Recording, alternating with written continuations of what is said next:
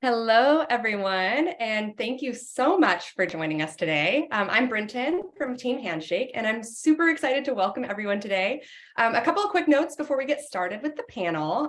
We'll have about 30 minutes of discussion with Anson and Kelly, and then we'll have about 10 minutes at the end for questions from you. So please feel free to put any additional questions that you have over the course of the session in the Q&A box, and we'll do our best to get to as many of those as we can before we end today.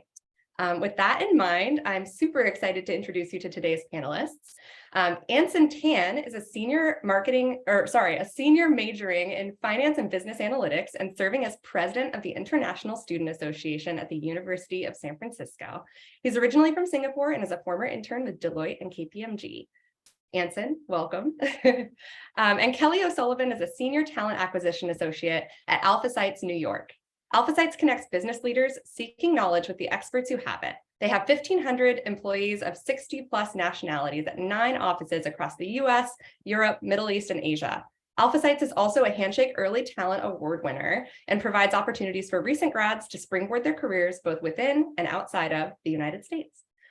Welcome, Kelly, and welcome, Anson. Thank you so much for being here. Awesome. And now I would love to turn it over to our lovely panelists. Anson, can you tell me a little bit more about what your most recent internship was like? Thank you so much, Brinton.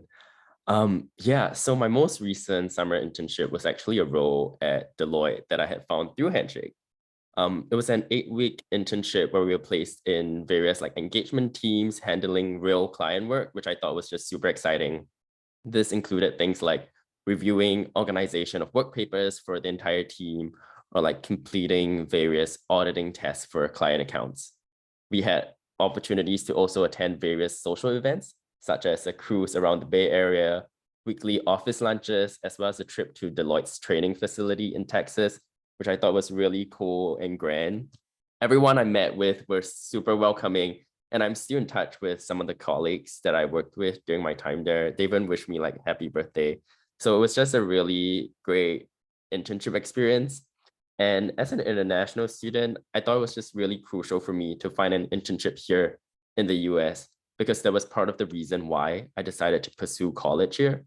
College in the US for international students is super expensive, making it even more important for us to be able to equip ourselves with that experience that gives us an edge when applying to jobs. Yeah. That sounds like such an amazing internship experience. I love the idea of a cruise around the bay and personal birthday wishes from your colleagues. That's so cool. Kelly, can you tell us a little bit more about AlphaSights and the roles that you offer for international students? Yeah, happy to jump in a bit here. And again, thanks so much for taking the time today, everyone, and for inviting us to come and speak.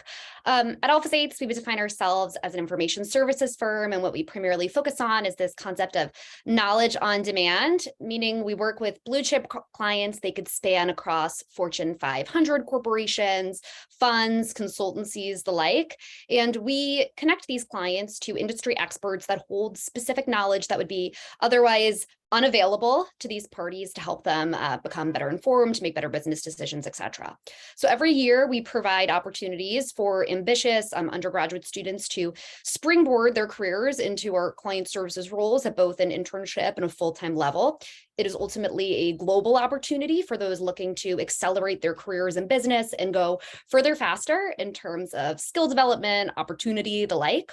As the connection point between those very blue chip senior clients and these industry experts who have spanned a variety of fields and have a lot of intriguing knowledge of their own, our associates are really going to be owning commercial results from day one, which is rare in a variety of kind of early career paths, and gain commercial client services skills, things like effective business communication, project management, confident negotiation, to name just a few.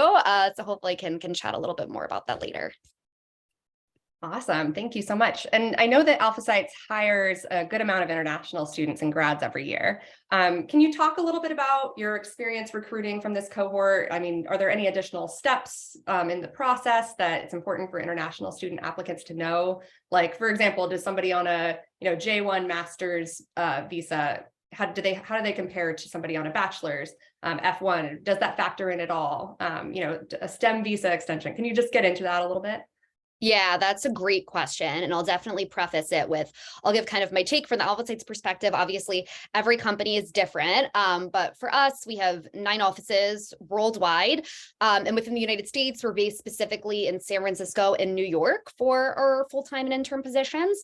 In terms of the recruitment process, probably the most helpful, important thing to understand at the get-go, which hopefully everyone does, is what exactly your work eligibility is, being able to define it in those terms that Brinton just mentioned, because this will allow you to concretely identify what opportunities are available to you, speak to it in an interview, and helps you and the employer kind of narrow your search to kind of mutually align. For example, at AlphaSights, to work in New York and San Francisco in a full-time capacity, candidates who have 3 years of STEM OPT are eligible applicants. We're unfortunately not at this time able to work with individuals who have 1 year unless they have a unique language fluency like Portuguese, as we have a variety of kind of Brazilian books of business and unique client needs there. That being said, if for whatever reason individuals don't have STEM 3-year and don't find themselves a fit for that traditional program, we do have a variety of other opportunities. We have offices in really exciting cities worldwide: Hong Kong, London, Dubai. So for individuals to be able to be, of course, aware of their own citizenship status and visa status, happily can direct them to apply to opportunities that may be a fit in our other offices. And even though we recruit for US roles, we're in contact with a lot of our global colleagues, and I'm always really happy to put in a good word for people who make the connection. So I think that can be a good kind of method there. Awesome. Thank you. Sounds like some really cool cities available through AlphaSights too. I'm like, London and Dubai. That sounds fantastic. Amazing. Well, Anson, you have navigated internship recruitment a couple of times now as an international student. Do you mind talking a little bit about that process and kind of the steps that you took to secure your most recent internship? Yeah, absolutely. So I personally have had experiences applying to internships across all the different career platforms that you can think of, right? Like LinkedIn, Workdays, and then obviously Handshake. And I've also had experiences where I was offered the job and had it rescinded because of my F1 status, which was quite a disappointment. I think it is important when we are looking for jobs that we're applying to know that they're specifically open to hiring international students, right? We have a wealth of experience and are able to breach the gap between like the unique and valuable culture from our home country and here. So we should be able to work for a company that values us for that. I like using like Handshake a lot because it is one of the only websites genuinely that allows you to filter for employers that intentionally select that they're open to hiring international students. So this really eliminates a sizable portion of jobs that won't even look at your resume when they see you click the button saying that you require sponsorship. So this is one of the more useful feedback that I have, which is just really looking at the filters that are on the various websites that you're applying to jobs for, right? Like Handshake or LinkedIn, seeing how you can only apply for jobs that hire. Because if you apply for a job that doesn't, you're going to waste a lot of time like tailoring your resume, cover letter, and half the time they probably won't even look at it, right? So just doing that, and then obviously once you apply, reaching out to like the recruiters or people who've worked in those companies to get a better sense of the company and letting them know that you've applied. I think that's always something that's good to do. Awesome. Yeah. And we'll go through actually a demo of how you can use that filtered search as an international student applicant on Handshake to make sure that you're seeing the relevant job opportunities that accept your visa status. But are there any other resources that you used in your job search to learn maybe more about your work eligibility or kind of the process? Right. So I know my school specifically offers access to certain websites. And I know that if you Google, you should be able to find like this information as well. It allows you to see how many applicants have been approved for sponsorship from a certain company. And that's super useful to know because it lets you know whether this company actually does sponsor international students and what roles they typically hire them for. Because, for example, maybe Apple only hires international students for software engineering jobs. So if you're going in as like finance, they might not do that, right? So it's important to, I thought that website was really crucial in sort of figuring out what roles they hire it for and if the kind of job and positions that I'm looking at actually fit what the company is looking for. Yeah. And that's something that you accessed through your school's career center or the International Student Office? Yeah, so I think it's through it's through the school's career center, but if you do like a Google search, you should be able to find similar information on like different websites, just depending on like how up to date they are. Because I know during the pandemic, like there's so much changes, right? So Sure. definitely helps to just Google and sort of take a look at different sources. Awesome. Yeah. Great. Well, we're going to go through and do a quick how-to in the Handshake product to show how you can, use the actual filters that Anson talked about. So we thought it'd be really helpful to demonstrate. As Anson just mentioned, the filtered search on Handshake can save a lot of time, not to mention disappointment. It sounds like that's a really disheartening experience if you realize that you've put a lot of time and effort into applying somewhere where you're not eligible. So hopefully this saves time and disappointment for international students during the application process. You can see in the demo here how to use the filters on the job search page to view opportunities by work authorization requirements. It's important to note that employers actively make these work authorization, CPT, and OPT selections within Handshake in order to show up within these filtered results for students. So you'll make sure that you're actually seeing the employers who are hiring for international student applicants. Amazing. And I just want to remind everybody that this will be recorded. You'll be able to access this later. So feel free to, refer back to this demo. You don't have to memorize all of the steps right here. Awesome. And then if you choose to, you can actually update your work authorization settings in Handshake anytime. So you can update your status and fill out the rest of your Handshake profile to help the right employers reach you when they're searching for students on Handshake. So for example, you won't get messages from employers for jobs that you aren't eligible for. If you select prefer not to answer, your profile will show up for all employers, regardless of whether they offer sponsorship or not. And if you have any more questions about work authorization on Handshake, the question mark icon can take you to an explainer in our help center that gets into more detail about what this means. We'll also drop the link into the chat. And hopefully that is helpful. Awesome. So now we can get back into it and talk a little bit about standing out from the crowd. Anson, I'm going to throw it back to you again. How have you focused on making yourself a top applicant in your search process? Are there any things that you would recommend for your peers to work on adding to their resume or to their Handshake profile as they're applying to jobs and internships? Yeah, so I want to say firstly, I think everyone knows this, right? Even like in other panels and whatnot. The formatting of your resume is really important because personally, I've come across many resumes from my peers and they're like essay-like. So I don't really think that kind of lengthy, kind of resume is something recruiters want to look at. And maybe Kelly can even talk a little bit more about that later. And definitely make the information concise. Use keywords from the company's job descriptions. So I've heard recruiters say that if you use like keywords, your resume is more likely to show up on top because it's like a match based on what they're looking for. I know what some people do is they copy the job description and they put it into this like thesaurus matcher or something, and they give you the keywords that you're looking at, and you can tailor your experience to really match that. And that's something that's super useful. I think it's also important to talk about all your experiences, right? Think about what you can really bring to the table. For example, some people who've worked at a cafe, right? You might think like, oh, that's not super relevant if I want to apply for like a more professional job. But you can talk about customer service, being a team player, or even like organizational skills. And I think all these experiences can help boost your resume. And as international students, definitely talk about language proficiencies, right? Like what Kelly was saying, like if you know Portuguese, you may be eligible for certain roles that may not typically be open for other international students. So talk about these unique language skills that you have and other things that, might be super, super unique to you. That's typically what I do. I think those are all really good points. The language proficiencies thing is super, super key, I think, especially, considering what Kelly shared earlier.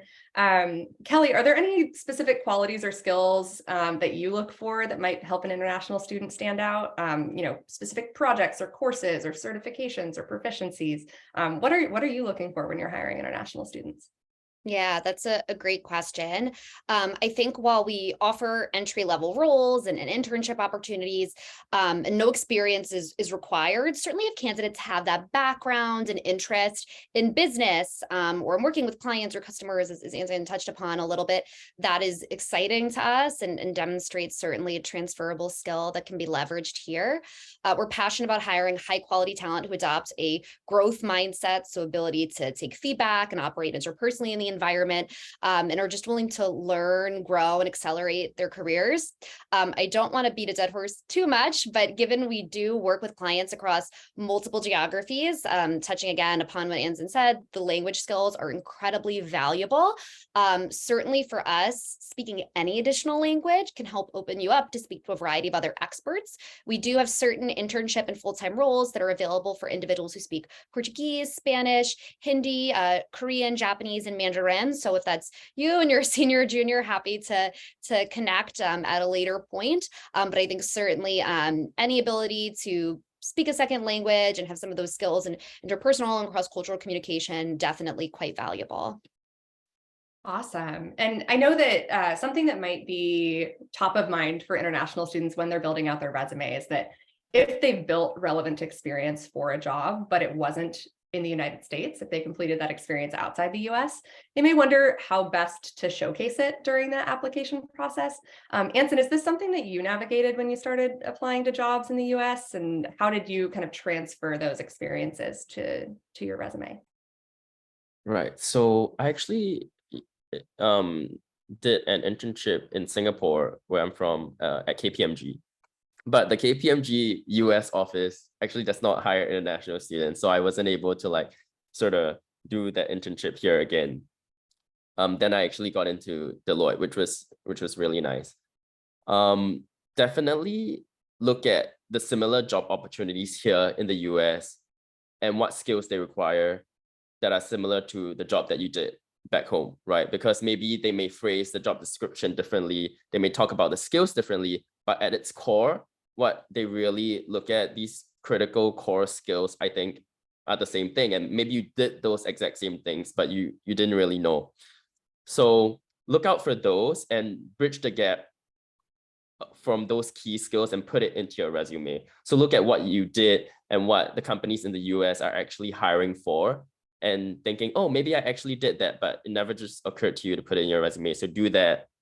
And yeah, definitely put those companies on your resume still, right? Because they do have like key skills that are important. So talk about the more general, like critical skills that you learn through the internship, and not so much so like things that are very specific to your home country, because that may not be something that's super important here, right? So that's just something that I think is cool.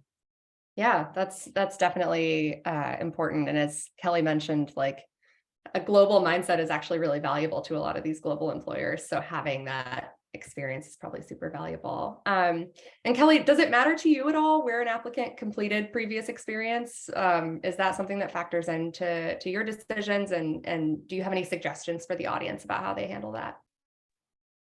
I don't think it should be a negative detractor at all. I think if anything, it's really positive and it's all in the framing. I think if you're able to work in a variety of settings and spaces, that definitely demonstrates resilience, which is an incredibly valuable skill to have that you will really need as you develop your career.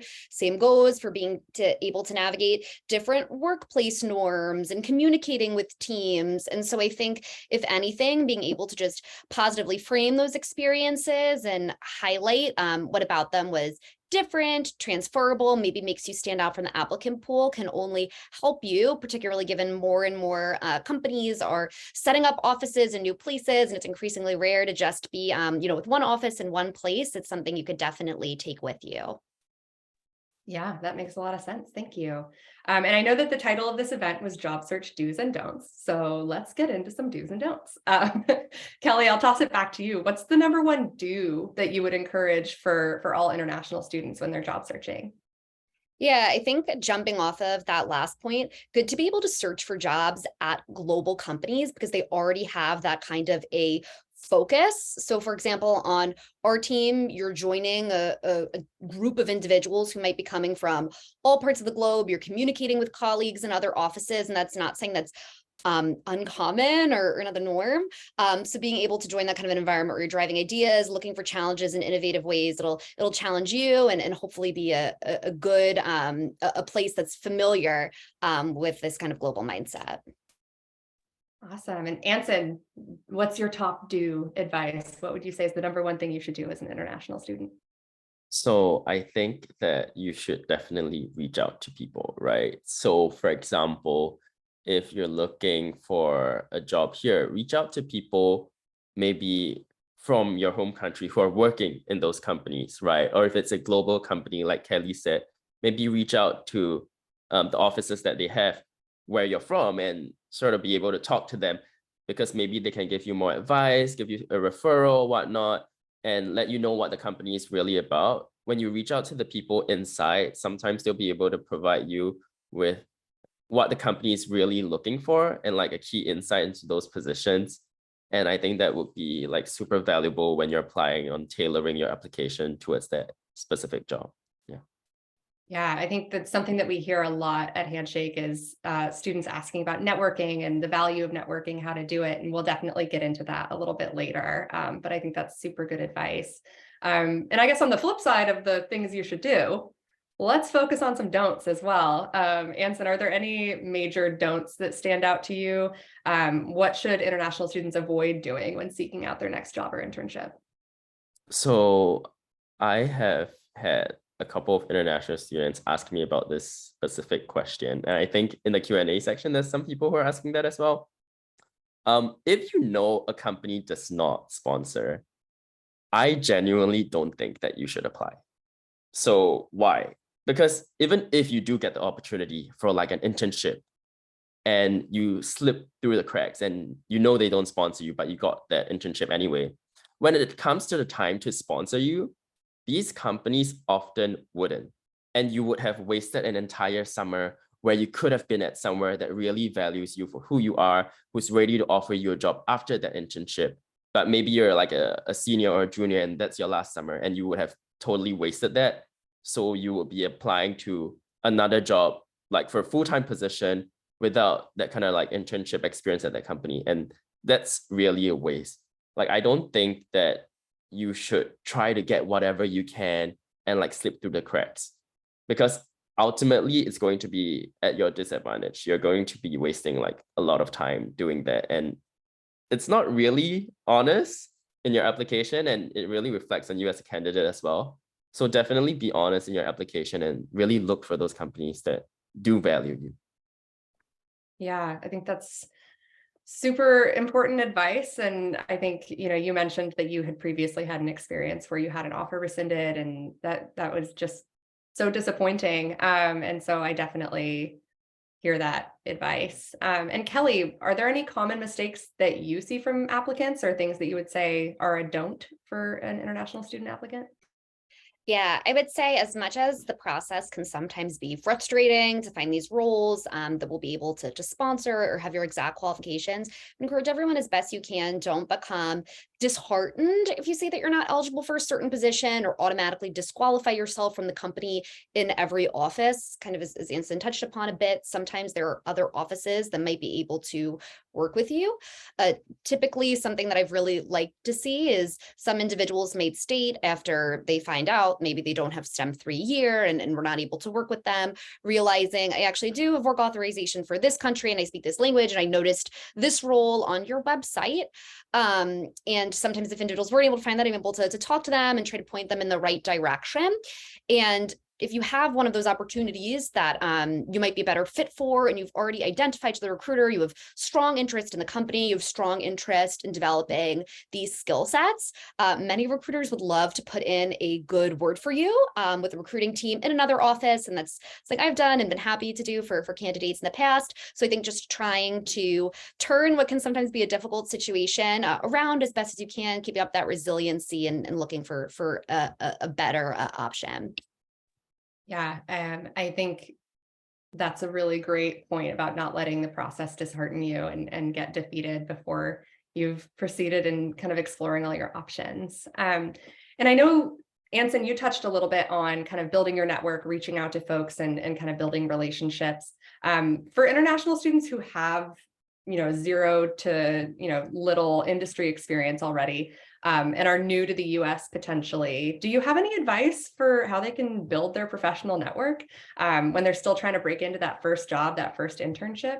And I guess, Kelly, maybe I'll swing to you and then we can pop back to Anson. Yeah, I definitely don't think it's a negative at all if someone is reaching out for advice, to network, and to chat, even if they have little to no industry experience. To me, I think it would be even better to speak to someone who had little to no industry experience on a kind of introductory networking call, but they had done real research on the company. They're asking thoughtful questions. They're demonstrating that they have a genuine interest, as opposed to an individual maybe has a ton of professional experience, but sounds like they're not so interested. They didn't do their research. They don't have the background. Networking can be for a variety of purposes. The end goal isn't always necessarily to land an internship or a job immediately from that call. That would almost never be the case, but to build up connections that you might have through university alumni, maybe different organizations you're a part of that have alumni bases, or a variety of other ways. You'd be surprised how your network spans. But that would be how I would personally approach it and think about it, particularly if you're coming from an experience of not having much industry background. Yeah, that's super helpful. And Anson, I know that you are the president of your International Student Association at your school. Do you have any thoughts on kind of building a network as somebody new to the country, and maybe as you're still trying to figure out your first role? Yeah, definitely. I think take advantage of any and all of the opportunities you get, right? So for example, if you're here at this webinar, I think that's great. When I was here as a freshman, it was during the pandemic, so everything was virtual, which was really great for me because I was able to attend everything from the comfort of my home. So if you have any career fairs that are online or any networking opportunities, just take advantage of all of those things. And don't be so focused on building a professional experience right from the get-go, right? You can start with things like on-campus clubs, on-campus jobs even. As an international student, I thought it was really crucial, that we are able to reach out to people that are outside of our network. I know a lot of international students come here and then they look for communities from people who were from their home country. But what's the point of you being here if you're just going to stick with people that you would have stuck with if you're back home, right? So reach out, take part in opportunities and like career fairs and all that kind of stuff. Try new and different things because you never know where these experiences are going to lead you. Yeah, and that's all that I have to say. Don't focus on the professional stuff. Just start by just engaging yourself with the community, and like the other things will sort of like come along. Awesome. Well, I want to do a quick lightning round before we get into answering some of the audience questions that have been rolling in the Q&A. And just a reminder to everyone here, if you have any questions, feel free to drop them into that section and we'll try to get to as many as we can before the end of the session. So let's just do quick responses and I'll kind of ping pong back and forth between both of you. Just give us a quick response and yeah, let's see, might get spicy. Cover letter, yes or no? Anson? I don't think they're necessary. Okay, Kelly, what about you? I would say no, not mandatory in our process. Better to bring energy to the interview. Okay, love it. Thank you letters after an interview. Kelly, yes or no?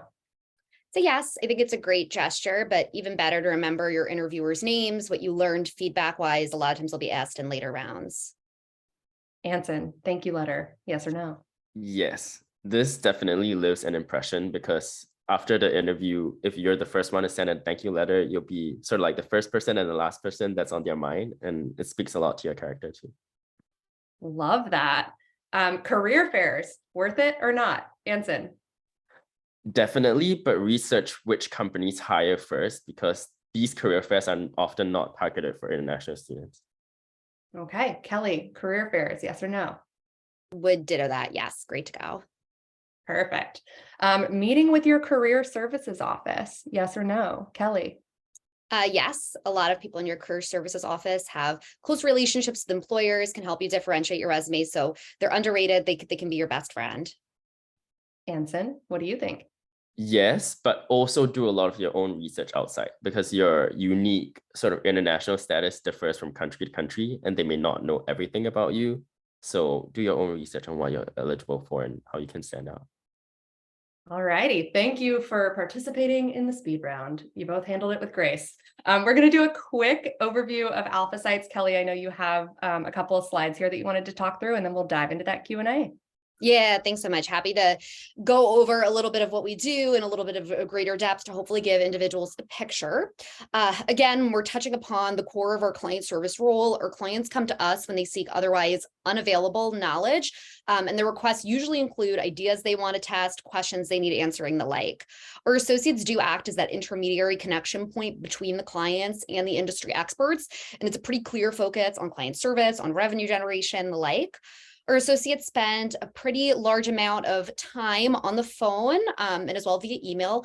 They identify the best experts to suit the client's needs during this period.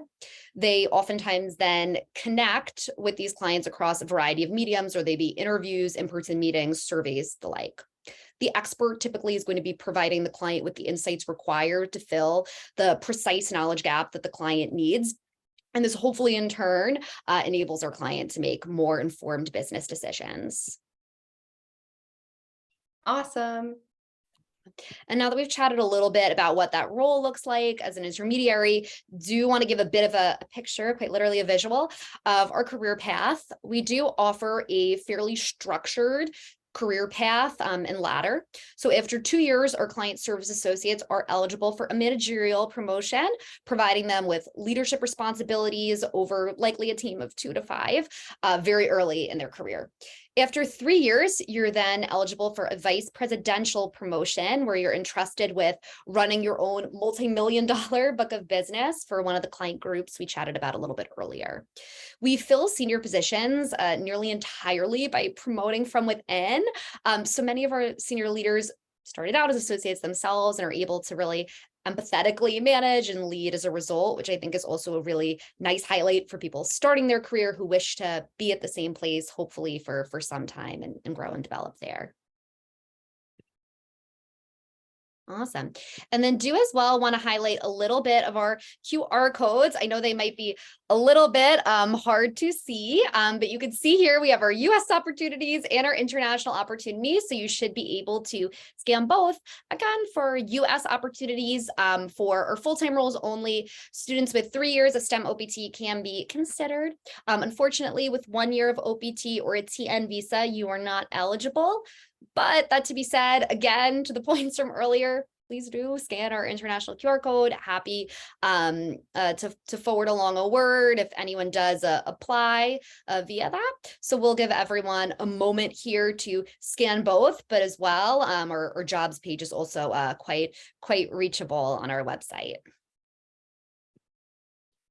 Thank you so much, Kelly. And in the meantime, while folks are able to scan there, and I think there were some things dropped in the chat as well, I want to hop into the Q&A. We've been getting some great questions here. Kelly, what's your advice for someone applying to a job that doesn't have any job experience yet? What should they put on their resume? What are you looking for? Yeah, I think if you haven't had an internship yet or a full-time role, there's still a number of things you could put on your resume. Have you been a leader in a student club? Have you been involved in any interesting projects or coursework? Or as well, I think client service and customer service experience in restaurants, being a camp counselor, these are experiences that sometimes can test you, if you've been in them. So they're really good skills to be able to put there. So I would say don't sell yourself short. There definitely have been so many things you filled your time with. So being able to highlight them. Awesome. Anson, do you have any additional advice for that question? What to put on a resume if you don't have any job experience yet? Yeah, I think it depends on the kind of job that you're applying for. But if you have nothing on your resume, put the courses that you've taken that you think are relevant. And as you build more experience, you can start taking those courses out because the experience is sort of like your internship experience at different places is sort of what is testament to the skills that you have. Yeah. Awesome. Kelly, what stands out most to you when you look at someone's application on Handshake? Are there differences in applying on Handshake versus another company's website? What does that look like for you? Yeah, I would say for the first part of the question, no resume we look at is cookie cutter, and we don't need it to be. If we look at the maybe former resumes of our vice presidents, they might have all had different majors or experiences. One commonality we do like to see is having some level of client or customer experience. You're probably getting it in many opportunities that you're involved in anyway, but being able to frame that appropriately is huge. So that is in our case.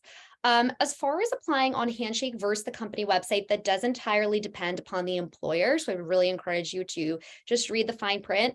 In our case, whether we post on Handshake or elsewhere, we do require individuals to follow an external link to our website. So just to be sure if there is a link, just to follow it through, at least speaking for us, not anyone else. And that should keep golden. Awesome. Anson, there's another student from Singapore who had a question for you. Have you considered H-1B1 visa, and would you recommend searching for companies who sponsor H-1B first, or only using H-1B1 as a backup option? So I personally have not had any luck specifically searching for a company that hires H-1B1, right? So to those who don't know, I think H-1B1 is a special visa type for students from like a few countries if you're looking for like full-time work. I would say definitely do H-1B first, because with the H-1B, I think it's every like 3 years or something that you have to reapply. But for H-1B1, you have to do that every year. And you typically wouldn't find a company that knows what a H-1B1 is. So when they ask you if you want to apply for the visa, I think just go ahead and do the H-1B. And if you don't get it, at least let them know that you're eligible for the H-1B1. I'm not entirely too sure like what the back end logistics look like for that. But for me personally, I'll be applying for like a H-1B after graduation. Awesome. Thank you. Kelly, is it common and acceptable for international students to ask the recruiter about the history of sponsorship at the company? Can they ask right away, or is it considered rude? I don't think it would be considered rude in any way, shape, or form, particularly if you're just curious about, does my visa work for the position? I think most recruiters would be able to concretely answer, certainly, if it works for the position, particularly if they're asking, do you have STEM 3-year? And asking these questions that you in turn could be able to answer. The only caveat I might give is that if it's a very nuanced question about visas, oftentimes a recruiting team might be very different from a part of a human resources team that manages visas. And so someone might not know automatically if it's quite nuanced. And so I would give people grace there. Most people, if it's a question they couldn't answer at the bat, would offer to get back to you in the next few days and shoot it to another internal HR team's way.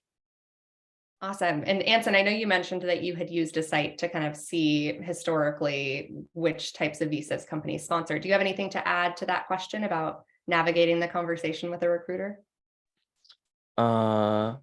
Yeah, I think like most times the recruiter may not necessarily know the specific visa type, but they'll often refer it to their legal team, which I think is what most recruiters do. So just be honest and upfront about your visa status, because they might be able to know what you're eventually eligible for. And if you're not super honest about that, they can't really help you too. So definitely just bring that conversation out into the open. Yeah, honesty is the best policy. I keep hearing that from you. I love that. Kelly, can you reapply to an internship if you've been rejected in the past? So I think it is a really individual situation because it depends so much. I would say for most individuals, let's say you were not progressed for a dream internship, and I know that can be a very disheartening feeling. My encouragement would not to be to go back and to reapply the next day. My encouragement would be to wait maybe like 6 months, see if you gain a new leadership experience, gain another work opportunity. Doesn't have to be an internship, can be an on-campus job or something of the sort, and maybe being able to do some time of self-reflection of my application, how could I improve it to tailor it to this position? I think there are plenty of people though who are rejected from an internship and then apply later in the full-time capacity and end up working there and having long-standing careers there. But I think just being able to reapply in a way that's thoughtful, so as mainly not to waste your own time and to come back and not have that disheartened feeling again. Yeah, that makes sense. Awesome. I have another one for you, Kelly. Questions are coming in like hotcakes. We're getting all kinds of questions. So thanks for answering so many. When companies require US work authorization, does that mean that they don't sponsor international students? Yeah, so I hesitate to answer for any company that's not our own, to be quite frank with everyone. To me, perhaps I would read it as requires work authorization would not work with an individual who did not have that authorization. That being said, I think if it's not clearly explicit, there is never harm in asking a recruiter, particularly if you're at a fair, take a business card, you could do LinkedIn connections. So long as if there's ever a shadow of a doubt on something, I would just clarify with that specific company, and one other company might mean something different. Awesome. And speaking of career fairs, Anson, question for you, because you mentioned this earlier. Are there any specific career fairs that are only for international students, or how do you research career fairs to find out whether one is worth your time to attend? I know that in my school, we started putting tags on company that do hire international students, right? So the Career Services Center sort of like reached out to them and sort of asked that question first. But personally, I don't know of any specific career fairs for international students, so I wouldn't be able to touch on that. I did want to add on to like Kelly's question earlier, and her response on the work authorization. So I think that's two, right? So one of it is, do you require work authorization to work in the US? And I'm not an immigration expert or anything, but this is what I understood. And the second one is, do you require sponsorship after graduation? So the first question that's asking about work authorization, it means, do you have CPT or OPT from your school? If you do, then you have the work authorization to work in the US. But the second part, whether you require sponsorship, that is specific to your visa type. And for all international students, typically you do require sponsorship. So companies typically ask two questions to determine whether you're eligible to work now and whether you're eligible to work later. So it's nice to sort of know that difference when you're applying and what that really means for you. Yeah. That's a really helpful distinction. Thank you for digging in there. Kelly, do you recommend applying to multiple positions in the same company as an international student, or should there be any limit, like 3 or 4? So I think it is, again, very situational, but my advice would probably be this. In our case, the role we primarily recruit for is a client services role. So it's very specific. You have to be someone who, again, likes the revenue generation, likes the idea of working with senior people, likes the idea of owning a book of business, communication, negotiation, all these things. If I maybe saw an individual applied to our client services team, but also applied to our marketing team, which is very different, and our recruiting team, which is very different, and a finance team, which is very different, I might begin to wonder if the individual's passion is towards this position. And I think oftentimes that cannot be understated, how much you would really want a specific role. Again, not every firm, but certainly ours. But I think if there are two positions that are maybe very, very similar, you could always talk to a recruiter, ask the differences between the positions, speak about your prior experience that you're hoping for next, and could align yourself and make one really strong application to the role that's the best fit for you and you'd have the best chance at. Awesome. Thank you. And we are at time. I didn't realize how quickly this had flown by. I want to thank everybody for joining us, and please join me in thanking our speakers here today, Kelly and Anson, for sharing their super valuable insights and experience. I feel like I've learned a lot. It's been such a pleasure chatting with both of you. If you all have a moment, please take 30 seconds to fill out our feedback survey in the chat so that Handshake can continue to bring more awesome events in the future. And follow us on Instagram at Join Handshake for more event announcements. We have more events coming up in the next month. You can check them out at the link in the chat or in our Instagram bio at Join Handshake.